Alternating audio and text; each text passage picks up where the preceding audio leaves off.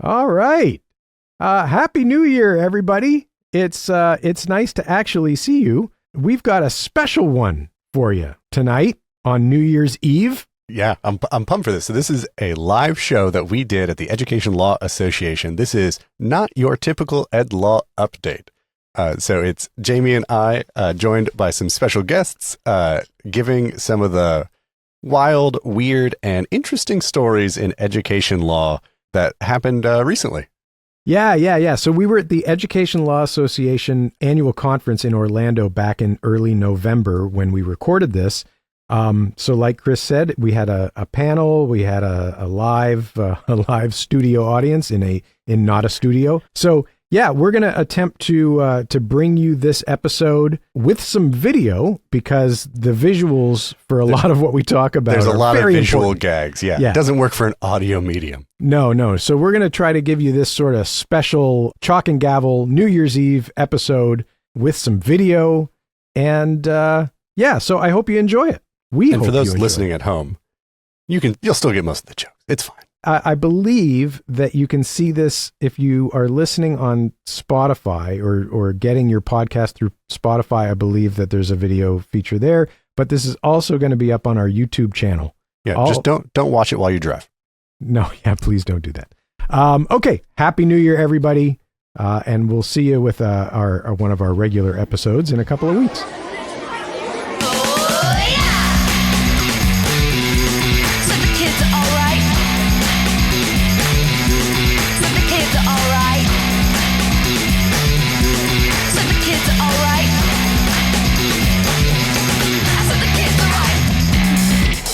Okay, everybody. Hello, good evening. Welcome to the Education Law Association's annual conference. Yeah, that's right. All right, it's great to see everybody. Thank you for coming to this little kickoff event that we have. We're trying something a little new with this thing. We've never done this before, so we're going to all keep our fingers crossed. Let's see here. I'm Jamie Cutlitz. I'm a former principal, and now I'm an assistant professor of educational leadership at UNC Charlotte. I'm also the co-host of a little podcast called Chalk and Gavel. I hope you've heard of it. Yeah, love it. If you haven't, check it out. We've got the other co-host over here, Chris Thomas, joining us tonight. We also are joined by wonderful panelists, Suzanne Eckes and Tiffany Puckett. So give everybody a round of applause. All right. A little shout out right now to Christine Kirikoff, who was supposed to be with us here tonight, but she wasn't able to make it. But she helped us put this whole thing together. So thank you, Christine. So tonight, we're going to explore the lighter side of education law and hopefully get everyone excited for what is going to be an incredible conference. So sit back, relax, go get yourself a drink. The bar over there is open till 9:30, and trust me, we're a lot funnier when you're drinking. We're gonna dig into some cases. We have a little laugh together with all of these fun, interesting, and sometimes honestly really confusing cases. So let's kick this thing off, okay?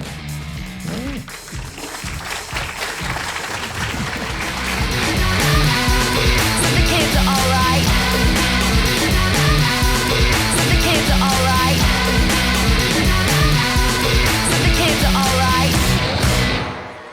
All right, let's start with a fun one about a promposal gone wrong.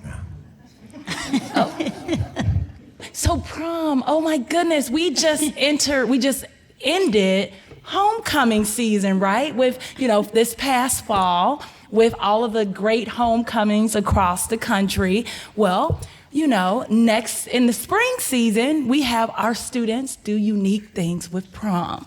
And so over the country, our students are starting to be more and more creative with promposals. And in Arizona, that's what happened. And Chancellor, Arizona ended up with a lawsuit, $1 million lawsuit, because one student decided he was going to enlist the school resource officer of anybody, the school resource officer. Would you think about getting a school resource officer to do something for you? I mean, I study school discipline, so that's gonna be the last person that I'm gonna ask to do something for me. But it was a promposal go wrong. This student enlisted the help of the school resource officer, and the plan was for him to, with his potential date, drive down the street in his nice Porsche. He had a Porsche. He had a Porsche? He had a Porsche. I had a 1984 Nissan Sentra. Oh, I got you beat. That was I got in my junior year. I got you beat. I had a 1980 Chevy Malibu. Oh, what color was yours? It was rust. Yeah, well, mine was smelly. Yeah, so yeah, mine was red and smelly. But anyway, he had a Porsche. And so he was supposed to drive through the intersection and get pulled over. But it didn't go that way. He drove through, no, he didn't drive. There's video of this too, so if you guys want to look it up. He sped through the intersection and hit another student on a motorcycle. And the police officer, school resource officer, was supposed to pull him over and, tell him bad job, give him a little, scare him a little bit, and then tell him, you're gonna get in trouble. And he was supposed to pull out a sign and ask the girl to prom. But that didn't happen because he injured another student. Oh, that wasn't part of the promposal? No, it was not part of the promposal. And guess who was in the car with the school resource officer? Oh, he was in the car with the principal was in the car with the school resource officer. So this is promposal going wrong. The school resource officer was supposed to fake pull him over. The principal somehow ended up in the car with the school resource officer and did not even know about the promposal. But guess what? It all got videotaped. And there's a nice little conversation. Yeah? Yeah. You want to know what he said? Yeah. Yeah, all right. You got it? So, school resource officer. Well, it's private property and minimal injury. Student. I know, but I was supposed to go through the stop sign. That was the thing. School resource officer. Yeah. Well, talk about that later. But the private property, this is private property, so we won't be giving out anyone any tickets or anything like that. But you're giving lawsuits because the parents sued for $1 million. This student who got injured was out on crutches for weeks, had some herniated disc, and also had concussions, and they sued, they sue everybody when they sue, right? So it was a student on a motorcycle? The student was on the motorcycle. So the student hit the other student. Oh, man. I don't know. I'm just thinking back to my mom when I was in high school, and she was like, if you ever get on a motorcycle, I'll kill you. So it's yeah, on a motorcycle. So they kind of well off, aren't they? One got a Porsche and one got a motorcycle. I don't know. What did you guys, Chris and Jamie, what did you do for your promposals? My promposal? Yeah. Did you go to prom? That was not a thing. It wasn't a thing when I was going to school. Would you have got the school resource officer? No, I don't think we had one of those back then. We had security guards. We didn't have police in the schools back then. I had a girlfriend, and there was no I was going. Yeah. Right? There was no discussion about it. There was no don't do anything fun. It was just we're going. Mm-hmm. Chris? Hey, do you want to go to prom? No that was it. Yeah. I think that was It's hard for that to go wrong. Yeah. Well, no, actually, let me take that back. I was going to say, we just learned. That can go wrong, Jamie. That can go wrong. That can go very wrong. Well, this ended up being a serious, matter. A $1 million lawsuit. They sued the city of Chandler, Arizona. They also sued the principal, who says that he didn't know anything about it. They sued the school resource officer as well as the school district for $1 million. And so, don't go enlisting the school police to help you fake a pullover so that you can ask somebody to prom. So I got another $1 million question. What? Did they go to prom together? I don't know. That's the... You know, she might have thought it was cool. Like, oh, you know, these kids are strange now. You know, she might have thought it was like cool. Oh my goodness, you're so awesome. You got the school resource officer to pull us over even though you did injure someone. Now I really want to know if they went to prom. Yeah. We got to look that up. I don't Someone know. Google that. Yeah. One of my law students could Google it for us. All right. Well, I thank you for that one, Tiffany. You're welcome. Appreciate it. All right. So next on our agenda tonight, we got a little obsessed with pork products. So we've got 3 cases for you. The 3 little pigs here. So the first case, Chris. What do you got? So I've got our 3 little pigs. So the first case involves a high school biology class that was dissecting a feral pig. With a knife and a fork. You joke, but it must have been right before lunch because the students challenged each other to eat part of the pig. They're eating the pigs. And all I can think of, because we're right next to Disney Springs, is that scene from The Lion King. Are you aching for some bacon? The answer must have been yes, because a number of students dived in. Oh, a number? Like more than one? Yeah, a number. Well, one's a number. One is a number. It's the loneliest number. So my question is, like, where is the teacher in all of this? Was there adequate supervision? Because obviously I'm an attorney and I'm thinking Like a lawyer, yeah. like a lawyer. But my biggest question here is, even if there wasn't adequate supervision, if I'm the school, is it reasonably foreseeable that students will eat their science experiment? Because if it was anything like my biology classes, those specimens were preserved in formaldehyde, and the smell alone would be enough to make me lose my lunch. So that's my first pig story. Well, was there a duty to warn? Right, yeah. Hey, kids, don't eat the pig. Hey, the I'll send teacher them- knew there was a tort immunity clause, and so they weren't going to get in trouble. We should. We'll add the graphic to the textbooks from. Yeah. Yeah. All right. All right. So this one is a little bit graphic, but it's a classic from 1992. So this one involves Dick Perky, a teacher at Harmony High School in Texas. Who? His name is Dick Perky. Okay. And he was fired from his job. Of course, that is his name. Okay. So, What's his name again? What's his name again? I was leaving it alone. Well, just one more time. What's his name again? his name is Richard Perky. And he was... How many times can we get Chris to say this tonight? I'm a professional. Okay. He was fired from his job after a student in his animal husbandry class used an oral castration procedure on a pig. So I'm just going to give you a second for that phrase to sink in. So Perky acknowledged this. He acknowledged there was such a procedure, but he says that he insisted that the 17-year-old in question not perform that procedure on the pig.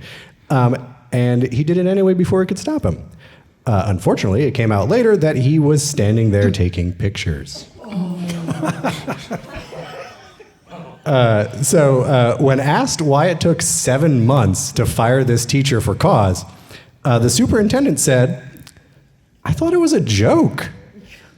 "Me too, Mr. Superintendent, me too." I think in Texas, we learned about this case, or I learned about this case several years ago from Chris Barreca, who would refer to it as the pig balls case.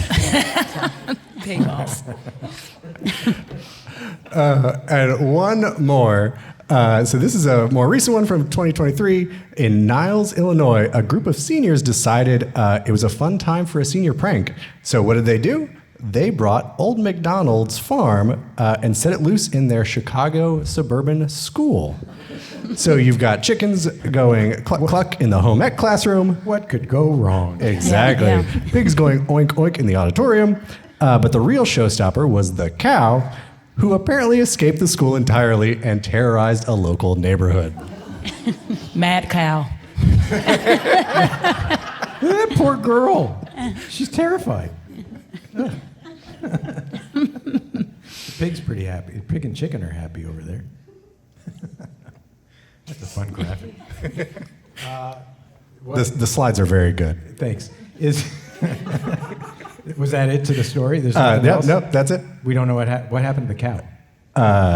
Did they get it? He's still wandering the still- Chicago suburbs to Chicago this day. birds. Spreading mad cow disease. Oh, boy. Actually, no, he got eaten by a local high school biology class. All right. Thank you, Chris, for those 3 pig stories. So the next segment we have for you, we had a lot of fun with this one. We saw a bunch of, I'm sure you've seen a lot as well, a lot of text messages and social media posts by various school officials and teachers and whatever. You probably think to yourself, that was probably not a good thing to put in writing. So we saw a lot of those and decided that that we would like to do what we could to save these people from, getting in too much trouble. So we Save them from themselves. Yeah, exactly. So we pulled this old. Liz told me about this. There's a machine down in like the ELA vault. I don't know where this thing actually exists, but there's this vault that ELA stores all their old stuff in, and I think this machine was built back in the '60s or something. It is an ELA lawyerly text translator. Okay, so it takes things that people say, and it rewrites them to something that's a little safer. All right. So Suzanne's going to tell us some things that people said, and we're going to put those things into the machine and see what it spits out.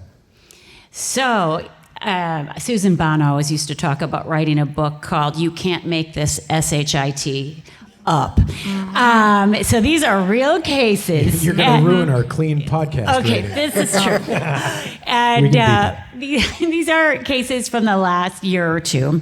And so the first one, I think many of you have probably heard of it, went to the Fourth Circuit Court of Appeals. It's the Thomas Jefferson Science and Technology School, a very selective school outside of Washington, D.C. And during COVID and shortly thereafter, there was a lot of discussion about diversifying their student body. And in doing so, some board members had a really problematic exchange that was part of the court record that at least the federal district court judge took issue with. And so we're going to share that with you. And we're going to maybe think about what the ELA translator might say. Yeah. So, do you want to read the text messages, or do you have them there or no? I do. So I think, right here. Specifically, school board member wrote that the new proposal will whiten our schools and kick out Asians. How is that achieving the goal of diversity? Another board member replies, I mean, there's been an anti-Asian feel underlying some of this. Hate to say it, LOL. So, hate to say it, LOL. All right, so we put that through the ELA lawyerly translator that we found from storage in the 1960s, and it came up with this. It actually didn't change much. It just said, cross out the hate to say it, LOL. Just like that's one part you can probably leave out. Here's another one. Yeah, there was another case out of Boston, and the Boston Globe reported this one, and it's also part of the court record. This case is ongoing, I believe. So the text message that occurred at the board meeting stated, I hate West Roxbury. They were trying to diversify their schools as well. Sick of the West Whiteys and other messages. I'd like to see what it does with this one. Let's see. Oh. Just like my mom used to say, if you don't have anything nice to say, don't say anything at all. Okay, here's Be another quiet. one. So this one has been in the news quite a bit. Columbia University. Some faculty, actually it was 3 deans, were texting during a speaker or a panel, and they started to mock the students and the students' complaints about anti-Semitism during the panel. This panel discussion was on Jewish life on campus. It was last May. And the text messages that were exchanged were things like, "This comes from such a place of privilege," these students. It's really hard to hear the "woe is me." So the translator said, I hear your concerns, and I will ensure that they are addressed. Probably a little safer. Oh, they continued to text, and someone was getting pictures of their text messages. So be careful when you're texting in meetings, everybody. Did we have another one? Yes. Oh, yeah, we have one more. Yeah, so this was the social media post. Oh, yes. So here's another case, and this one we're off text, and this involved school counselors, teachers at a school in California. I know Richard Bossy and Todd DeMitchell have written on this case.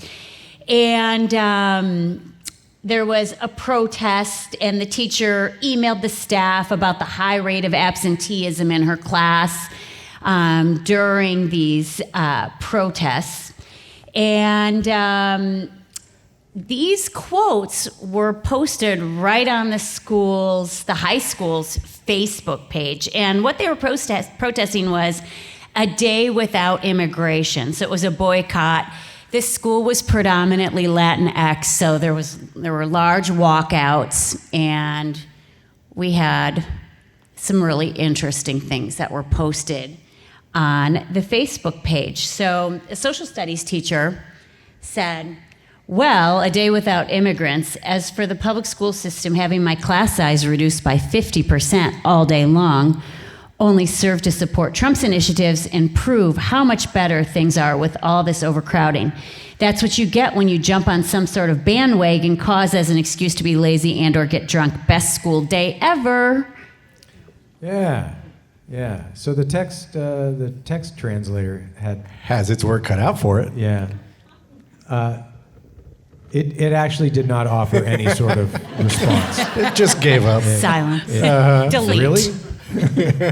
Maybe don't do that. That was all it came up with. Which reminds me, or this whole segment reminds me of one of my favorite pieces of legal wisdom. Dance like no one's watching. Yeah. Email like it's going to be read in court. Yeah. All right. Well, let's move on to the next one. We've got a segment here that Chris is going to talk about a handful of lawsuits, things that you would never really expect. So, so Chris, what do you got? Yeah, so the first one involves this is from 2023. Bedford County Schools was engaged in litigation with a parent with a child with disability. How unusual is that? No, that's not the unusual part. In an unusual turn, it was the school who filed a lawsuit against the parent. All right, so maybe that's a little more unique, but what was truly unexpected about this was that the school sued the parent for $600,000. The lawsuit alleged that the parent had harassed school personnel and used crude and offensive language with staff for years. The school said its goal was to enforce a communication plan that they had come up with the parent after he had repeatedly, this is the school's perspective, complained about his child's educational services. However, perhaps realizing what it would look like for a school to sue a parent for advocating for their child with disabilities education, 2 months later they revised their complaint to only ask for a nominal damages of $1. Wow. The school put the parent on an ICP, individualized communication plan. I mean, what? I've never heard of that before. When I was practicing, there were parents that I wanted to do that with. But I've got one more. So this is what I think might be a new category of case. This is an anti-school finance case. All right. So this involves a 49-year-old elementary school in Maine that was in desperate need of repairs. It had a leaky roof, non-compliant bathrooms. The special education teachers were working out of a mildewy closet in the basement. There were classes going on in the hallways. Desperate need of some renovations. So the school board put forth and the voters approved a $30 million bond issue in April of 2024. But a group of residents are now suing to stop the bond issue. They put forth a petition to the school board to ask them politely to reconsider. Really? And failing that, to only limit the bond issue to $10 million. The board said, no, I think we're good. Denied the petition, and so now the residents are suing, arguing that their petition was improperly denied. They say they don't want to stop the renovation, they just want to offer some alternatives. But yeah, so we're going to sue to stop you from renovating your school. That is an anti-funding lawsuit. Please don't renovate the schools. All right. Whatever you do, don't renovate the schools. All right. Well, we're going to move on because there's another segment we've got on here. Who doesn't like a good story about pirates? So this is one we call the Pirates of the Science Classroom. Oh yes. You got this? Yes. Oh, yeah. So, I find it really interesting when our teachers get just as bored as our students are, because that's what happened with a teacher in the state of New Mexico. She decided, or maybe she just had spent too much time watching Johnny Depp and watching Pirates of the Caribbean, because she decided she was gonna have a Pirates of the Science classroom. You know what she did? She brought some swords to school. Like real swords? Yeah, like the real swords. Not the dollar store, Dollar Tree swords that I buy for my grandson when he wants to go in the just to keep him quiet. Not those, not the ones you put on the wall. You know, you go to people's house. Where do you get those? I don't know. These are the swords that you put on the wall. You know, the wall swords. Yes. So she brought the swords to school and decided that she was going to pair the students up and let them have sword fights. For 2 minutes. She had a 2-minute timer. And they really thought, we got a video. We got a video. Yeah, we got a video. Don't believe us? Look. There it is. Look. So what's the science lesson here? How a student got cut and because a student got cut, a female student got cut on the arm, and this happened in 2022. And so this year, the parents brought a lawsuit against the school district because the student still has not gained full mobility in that arm. And get this, when the student got injured, she didn't get immediate assistance for the student. She said, "Oh, I'm in trouble." Yeah. And then she told the students, if you have pictures or video, delete them now. That kid didn't. Yeah. Add some spoilation of evidence. Yeah, that's good. Yeah. And then it took them 30 minutes to call 911. So, yeah. Such a great tort scenario for your school law classroom this year. I don't think she's going to get around the tort immunity clause on that one. Yeah. There was Foreseeability. there were some graphic images of the actual injury that I just decided. Let's Look leave at they're those- fighting. let's leave They're those fighting off. for real. Look at them. But that's the actual footage of what happened. But we stopped it before they got hurt. All right. Well, the next one we've got, we're going to go ahead and talk about Louisiana. We're going to talk about those 10 Commandments. Ooh. All right. So this one is we call it Creative Commandments Compliance, because who doesn't love an alliteration? And So, Chris. Yeah. So, Jimmy, you and I talked about this Louisiana law in a bell ringer for chalk and gavel. But Louisiana passed a law requiring that all public schools display the 10 Commandments in each classroom. Despite the 1980 Supreme Court case, Stone versus Graham, which pretty much said a similar law violated the Establishment Clause, but don't do it. That applied the Lemon Test, and the Lemon Test is squeezed. It's gone sour. That was way Sorry. better. Yeah. Okay.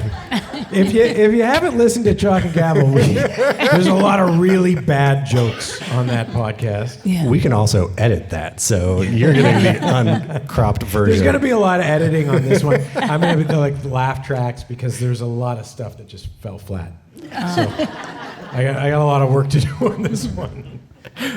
So this law is very specific about what you have to post. You have to post the 10 Commandments. They have to be on a poster or framed document. It has to be 11 by 14 inches at least, with large, easily readable font. You can also post some other documents if you want to, but you have to post the 10 Commandments. All these fun ways of trying to sidestep the promotion of religion. But there's some interesting stories here emerging of some opportunities for creative compliance from these teachers in Louisiana.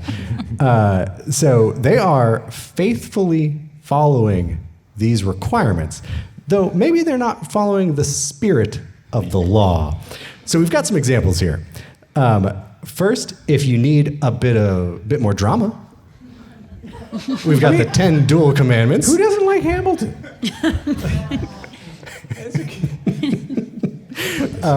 Or if you are an originalist,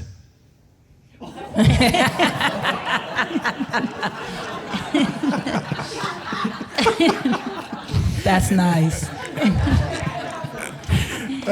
or for those of you who need a little extra, consider the 10 bonus commandments. Thou shalt always question instructions written in stone. That's just... So finding some creative ways to comply with this new Louisiana mandate. One of them says, thou shalt disregard all other commandments when necessary, except for the killing one, which is pretty important.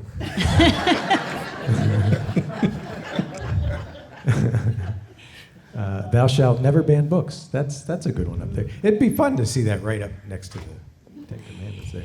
That's a fun one, Chris. Nice. Thank you. Teachers around the country are posting right now their creative and innovative ways to post the 10 Commandments. There are other ones where a speech pathologist posted the 10 Commandments and then has next to it, Moses was a stutterer too. And Mean Girls are posted with Regina George saying, why are you so obsessed with me? So all sorts of creative ways to post your commandments. So for the Mean Girls one, is that saying 10 Commandments, why are you so obsessed with me, Regina George? I think it's more, Louisiana, why are you so obsessed with me? The 10 Commandments. Oh, okay. That makes a little bit more sense. Yeah. Oh, yeah. Okay. Yeah. Mm-hmm. Yeah. Because I don't remember the 10 Commandments, in the 10 Commandments where it says, thou shalt wear pink on Thursdays. Oh, Wednesday? This is why we record without an audience. we have Mean Girl fans in here.